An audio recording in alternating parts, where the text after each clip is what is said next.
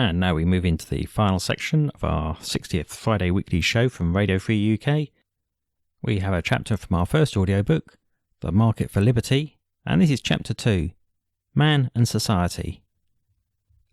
Chapter 2, Man and Society. In all of recorded history, men have never managed to establish a social order which didn't institutionalize violations of freedom, peace, and justice. That is, a social order in which man could realize his full potential.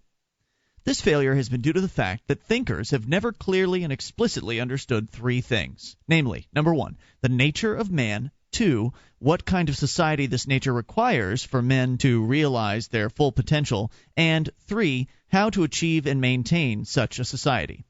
Most self-styled planners and builders of societies haven't even considered that man might have a specific nature. They've regarded him as something infinitely plastic, as the product of his cultural or economic milieu, as some sort of identityless blob which they could mold to suit their plans. This lack of realization that man has a specific nature which requires that he function in a specific way has given rise to the floods of tears and blood, as social planners tried to wrench man apart and put him back together in a form they found more to their liking. But because man is, he is something, a being with a specific nature, requiring a specific type of society for his proper functioning as a human being. Since Darwin, scientific research has been steadily uncovering evidence of evolution which show the development of the nature of the human animal. In order to survive, men had to acquire certain behavioral knowledge and capacities. For instance, the knowledge that voluntary cooperation is good and the capacity to stop clubbing each other. Most men conduct their lives according to this knowledge and, when left alone, get along quite well. Social planners have always been among the most ignorant about man's nature. Evidence that man has a specific biological nature which cannot be remolded to suit society builders continues to mount, but political rulers continue to ignore it. If men are to be happy and successful, they must live in harmony with the requirements of their nature. What, then, are the essentials of man's nature? Life is given to man, but the means to sustain his life are not.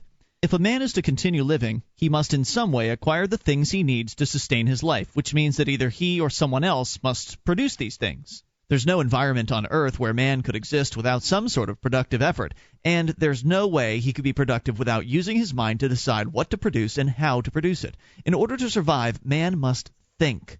That is, he must make use of the information provided by his senses. The more fully and clearly he uses his mind, the better he'll be able to live, on both the physical, including the material, and the psychological levels. But thinking is not an automatic process. Man may expend a little or a lot of mental effort to solve his problems, or he may just ignore them and hope they'll go away.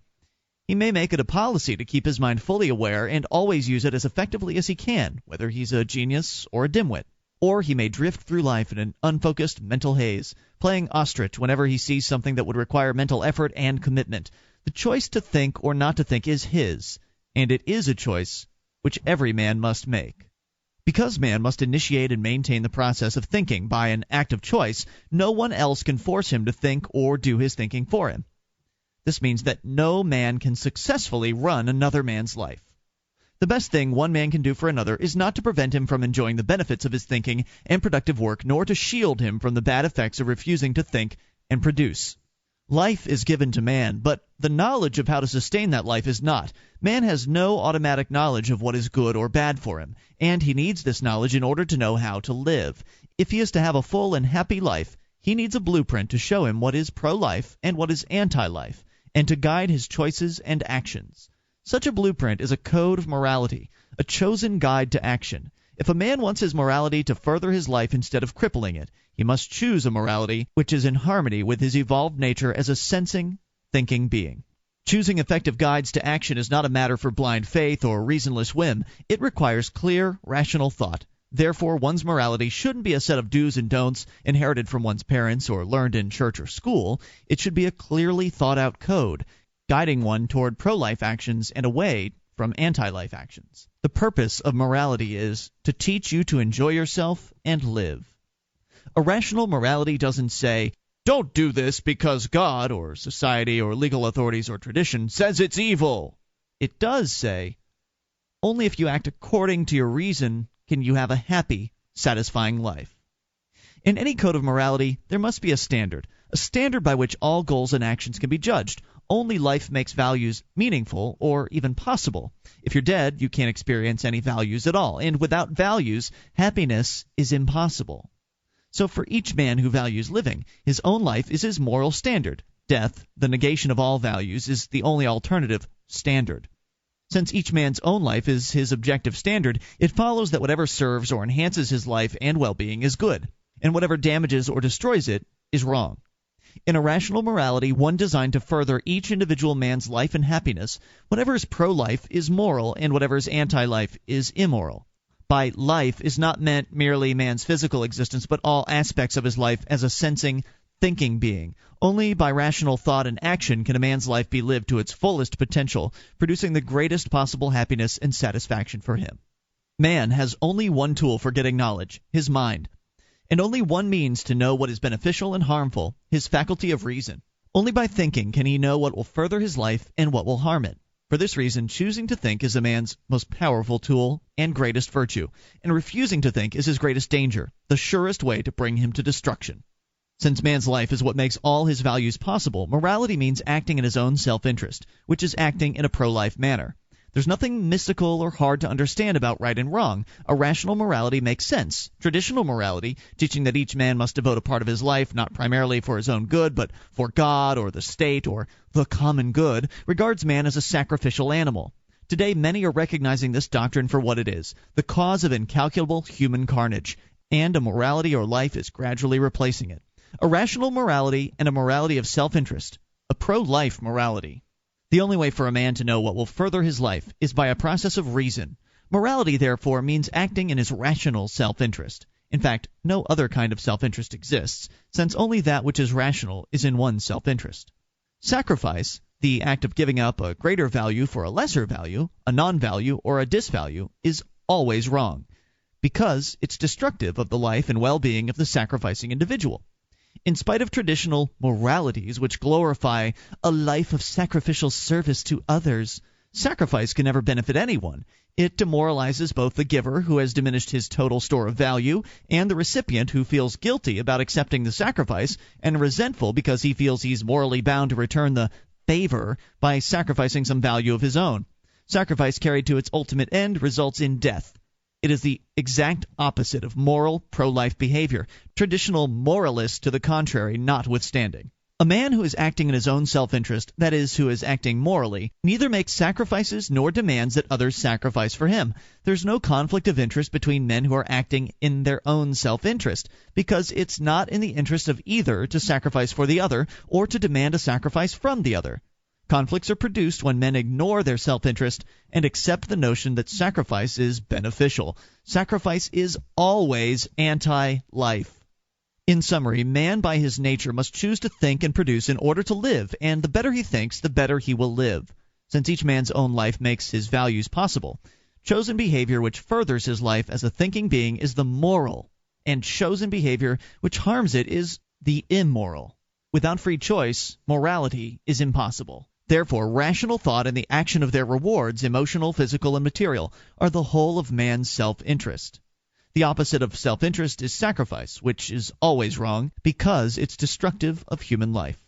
Any society in which men can realize their full potential and live as rational and productive human beings must be established in accordance with these basic facts of man's nature.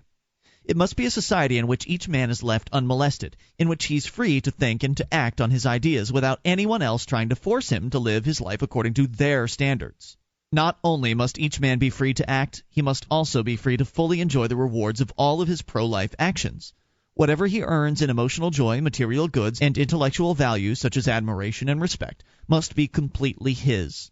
He must not be forced against his will to give up any of it for the supposed benefit of others. He must not be forced to sacrifice, not even for the good of society. To the extent that a man isn't free to live his life peacefully according to his own standards and to fully own whatever he earns, he is a slave. Enslaving men for the good of society is one of the most subtle and widespread forms of slavery. It's continually advocated by priests, politicians, and quack philosophers who hope by the labor of the enslaved to gain what they haven't earned. A society in which men can realize their full potential must be one in which each man is free to act in his self-interest according to the judgment of his own mind. The only way a man can be compelled against his will to act contrary to his judgment is by the use or threat of physical force by other men. Many pressures may be brought to bear on a man, but unless he's compelled by physical force or the threat of force or a substitute for force to act against his will, he still has the freedom to make his own choices. Therefore, the one basic rule of a civilized society is that no man or group of men is morally entitled to initiate or to start the use of physical force, the threat of force, or any substitute for force, such as taking something from another person by stealth, against any other man or group of men. This doesn't mean that a man may not defend himself if someone else initiates force against him. It does mean that he may not start the use of force. To initiate force against anyone is always wrong, because it compels the victim to act contrary to his own judgment. But to defend oneself against force by retaliating with counterforce is not only permissible, but it is a moral imperative whenever it's feasible or reasonably safe to do so. If a man really values his values, he has a moral obligation to himself to defend them. Not to do so would be sacrificial and therefore self-destructive. The difference between initiated force and retaliatory force is the difference between murder and self-defense. Pacifists who have consistently refused to defend themselves when attacked have frequently been killed. The belief in pacifism is anti-life. As long as a man doesn't initiate force, the actual goals and interests which he chooses to pursue don't control the free choice or threaten the goals of anyone else. It doesn't matter whether a man goes to church every day or advocates atheism, whether he wears his hair long or short, whether he gets drunk every night or uses drugs or stays cold sober, whether he believes in capitalism or voluntary communalism, so long as he doesn't reach for a gun or a politician to compel others to live as he thinks they should. As long as men mind their own business and don't initiate force against their fellow men, no one's lifestyle is a threat to anyone else. When a man initiates force against another man, he violates his victim's rights. A right is a principle which morally prohibits men from using force or any substitute for force against anyone whose behavior is non-coercive.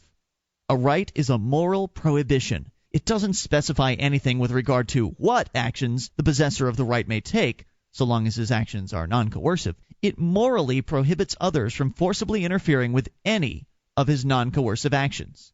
For example, a beachcomber has the right to life.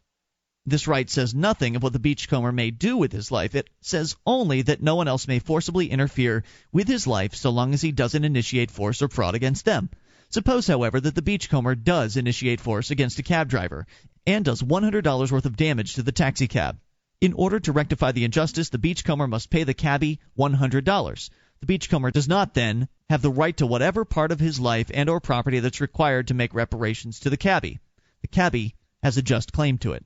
Suppose further that the beachcomber will not willingly pay the $100. The cabbie is no longer morally prohibited from using force against the beachcomber to collect what is now rightfully his. The beachcomber, by his initiation of force against and to the detriment of another man, has alienated himself from the right to that part of his life which is required to pay his debt.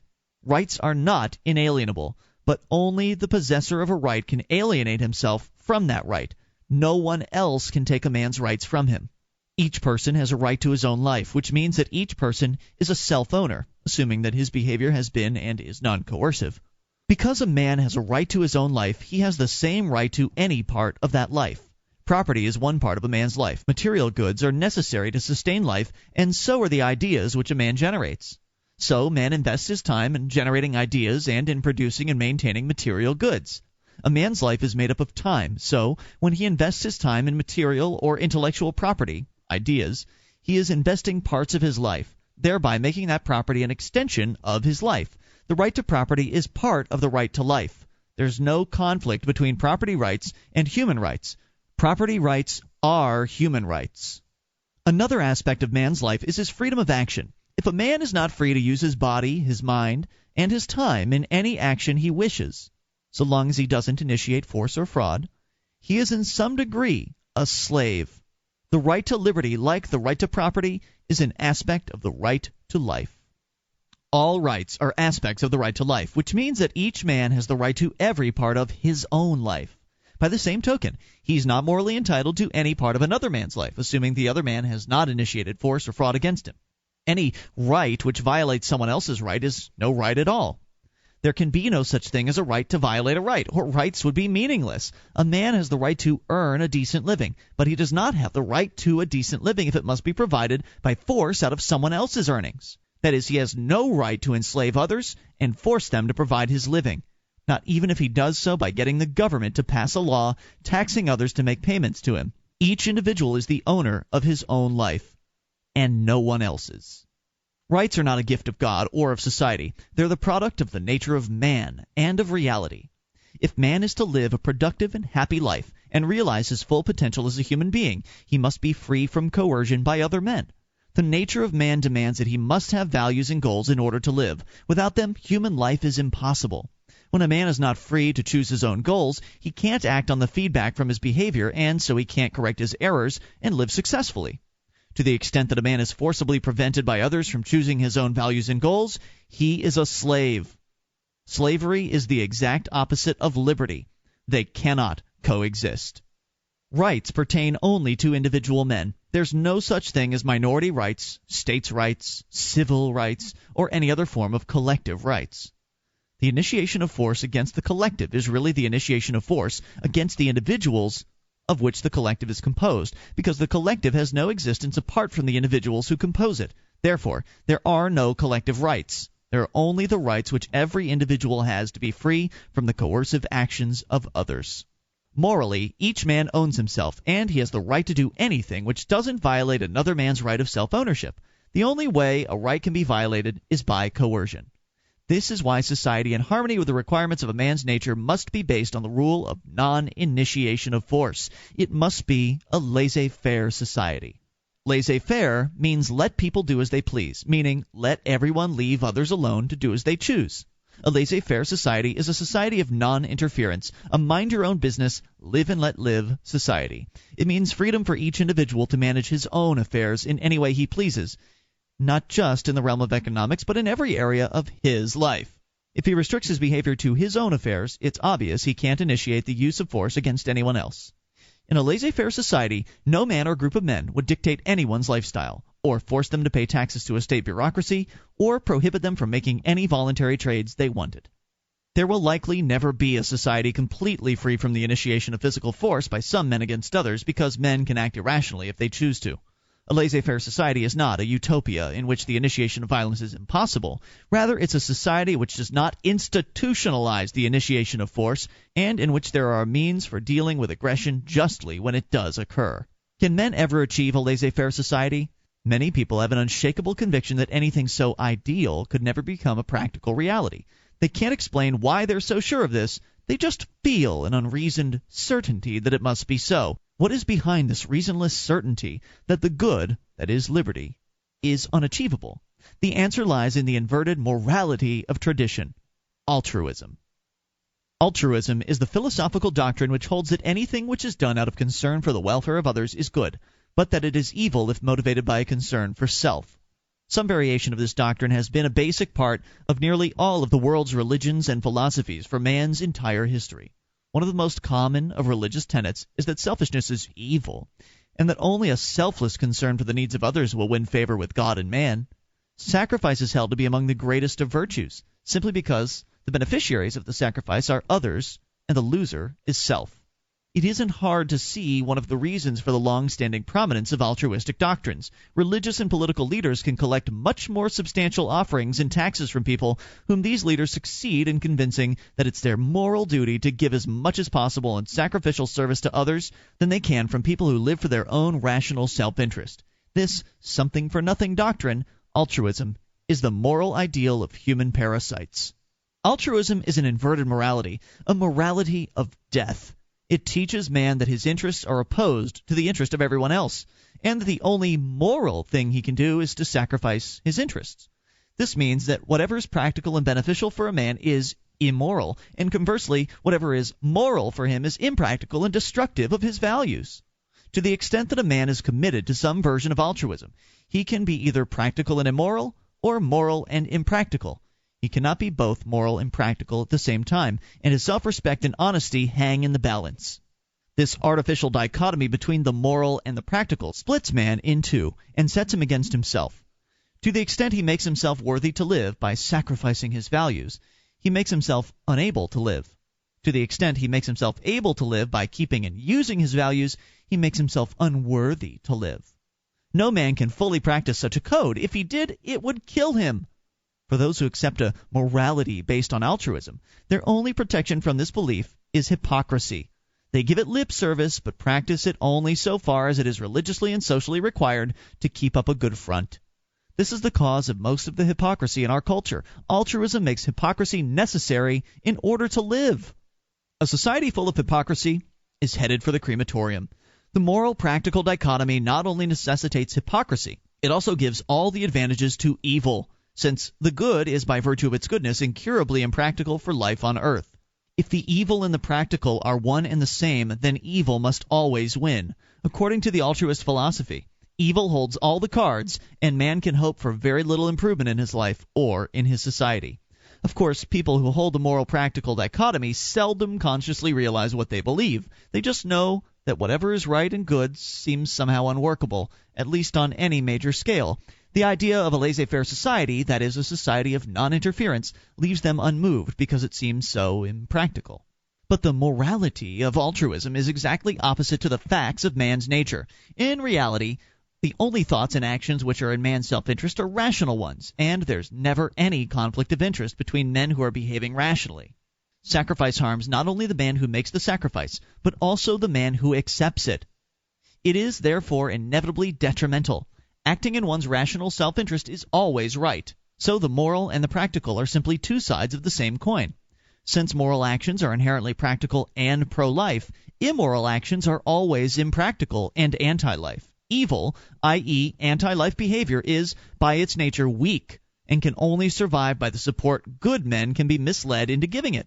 It follows, therefore, that a laissez-faire society is both practical and attainable. If a laissez-faire society is attainable, why haven't men established one before now? The answer is that essentially good people have prevented it by their unwitting support of slavery. The majority of people throughout history have accepted the idea that it was both proper and necessary for some men to coercively rule over others. Most of these people weren't basically bad, and probably only a few of them have had a lust for power. But they have held a terribly wrong idea, which has caused them to support a social system that institutionalizes slavery and violence. It is this idea, that it is proper and or necessary for some men to coercively govern others, which is the idea of a government, that has prevented the establishment of a laissez-faire society and which has been responsible for incalculable human suffering and waste in the form of political and religious persecutions, taxes, regulations, conscription, slavery, wars, despotisms, etc., etc. To achieve a laissez-faire society, it's only necessary to enable enough people to change this idea in their minds. All that is required for the defeat of evil is that good men stop their unwitting support of it. There's a great and growing conflict in our world between those who want to be free and those who want to rule, together with those who want to be ruled. This great conflict has been taking shape for centuries, but the vast majority of people have never understood what it was all about because they haven't seen that the issue was freedom versus slavery, because they have believed that men must be governed. Most people have been, however unwittingly and apathetically, on the side of slavery. Until recently, no more than a tiny handful of individuals have realized what freedom means and how necessary it is for man's happiness and well-being. The great conflict between freedom and slavery, though it has taken many forms, finds its main expression in a conflict between two powerful and opposing human institutions: the free market and government. The establishment of a laissez-faire society depends on the outcome of the war between these two institutions, a war whose most crucial battles are fought on the field of ideas.